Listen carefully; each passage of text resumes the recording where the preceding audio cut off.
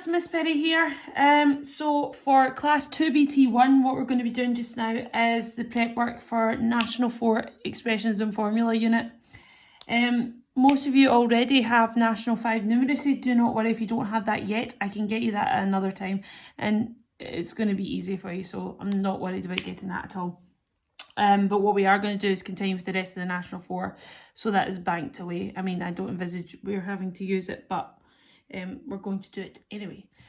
So largely what we're going to be doing in this video is revision, so I don't really want you to worry about it. If you have any questions, just send a wee message in the group and I'll get back to you on that. So I'm just going to get stuck in.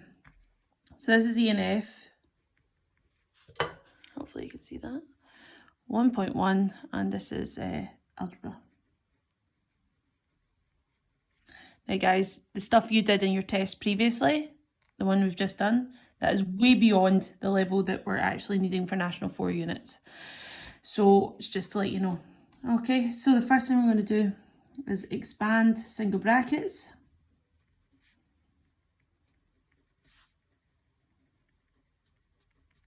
Okay, now expanding single brackets is really simple. You've done this before, it's your rainbows. So when we have a term outside the bracket, let's just say we've got 3 bracket 2x minus 4.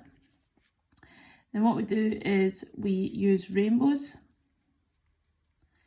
And what that does, it means that every term inside this bracket, so here's term 1, here's term 2, every term inside the bracket is going to be multiplied by this term outside, which is the 3.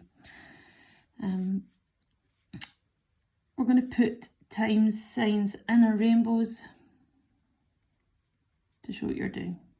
Okay, so it goes 3 times by 2x, and I'm going to do that answer, that's 6x. And then I've got 3 times minus 4, which is minus 12.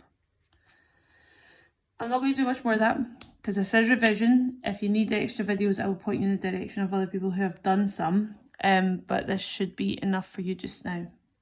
Next part we're going to do is taking that expansion of single brackets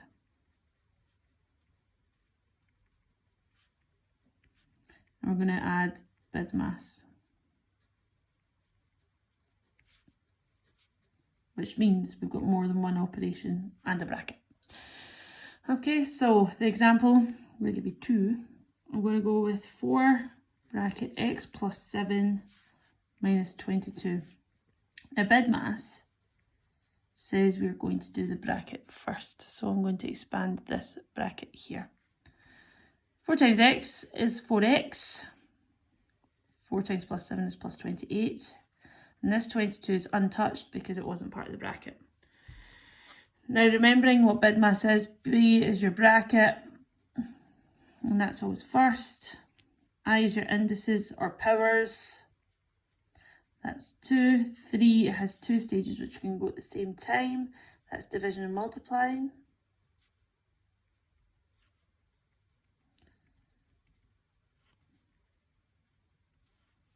If I can spell it. And the 4th one is also interchangeable, that's your addition and subtraction.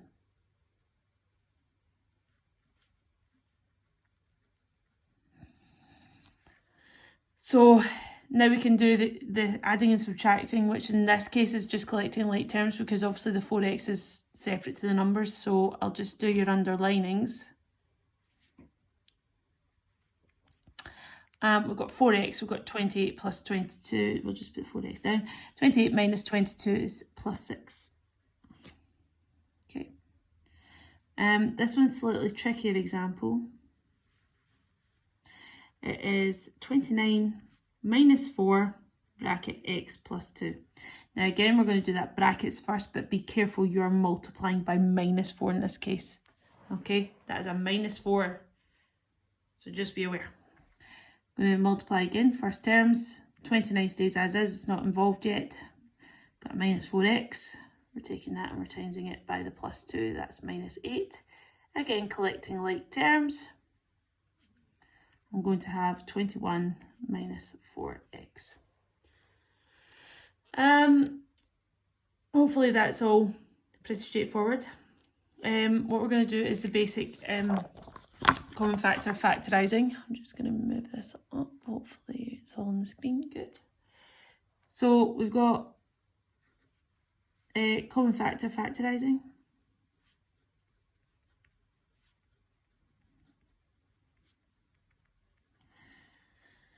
And our example is going to be 72x minus 48. Okay, going to do a helpline here. What we're going to do is take each of the individual terms, i.e. the numbers, and we're going to find the factors for both of these numbers, okay? So let's take both terms and find factors. So we've got 72, we have 48. Now watch how I'm doing this. Try and practice this way of doing it. You don't need to do the bus stops anymore for division if you're confident enough with your number work. So try and watch what I do, see if you can do that yourselves. So we've got 1 and 72, we've got 2 and 36, we've got 3. Now I'm not sure if 72 goes into 3, so I'm going to look at it.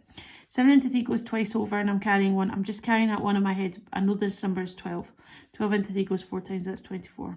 Let's see if 4 works. 7 into 4 is going once, carrying 3 over, that's 32. That is going to go.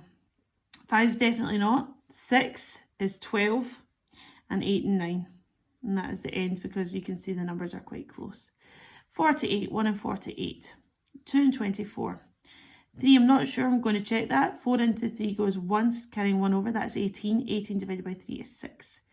4 definitely goes in. 5, no. 6, let's have a look. Yes, it does. 8. Obviously it does.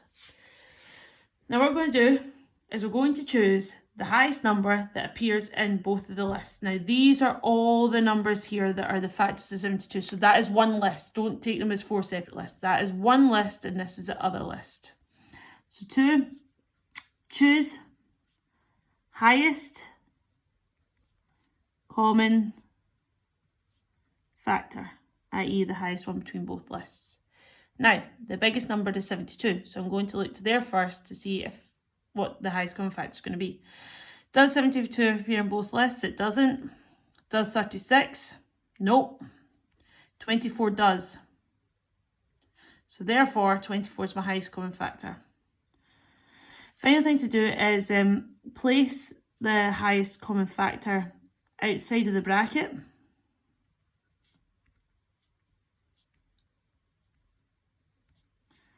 And the partner on the lists goes inside the bracket. What do I mean by that? Okay, so the 24 is coming out. You still see, good. Inside the bracket, the partner for 24 was 3 when it came to 72, so it's 3. And remember, there's an x there, so it's 3x.